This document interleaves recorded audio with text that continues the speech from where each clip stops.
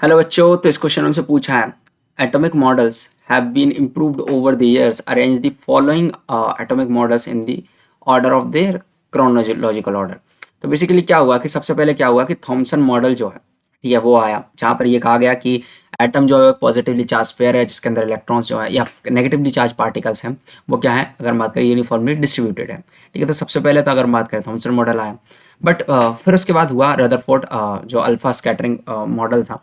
उसमें हमने क्या देखा था, अल्फा स्कैटरिंग एक्सपेरिमेंट जो था उसमें हमने ये देखा कि मोस्ट ऑफ द स्पेस है जो एटम का है वो क्या है, वैकेंट है।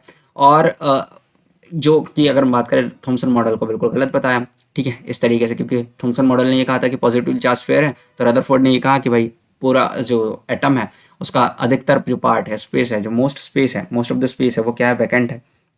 क्लियर है? हाँ भाई। और इसमें एक चीज़ और थी जो बहुत ज़्यादा इंपॉर्टेंट है।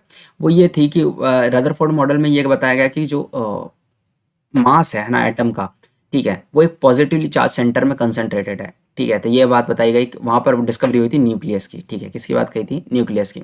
तो बेसिकली है ना, सबसे पहले अगर हम बात करें थॉमसन मॉडल, फिर उसके बाद कौन होगा, अगर हम बात करें रदरफोर्ड मॉडल। अब रदरफोर्ड मॉडल जो है वो स्टेबिलिटी ऑफ द एटम को नहीं बता पाया था, जो जो पता चला हमें बोर्ड्स के मॉडल में। तो सबसे पहले आएगा सेकंड, ठीक है, जो सबसे पहले आया थॉमसन मॉडल, फिर आया रदरफोर्ड मॉडल और देन बोर्ड्स मॉडल।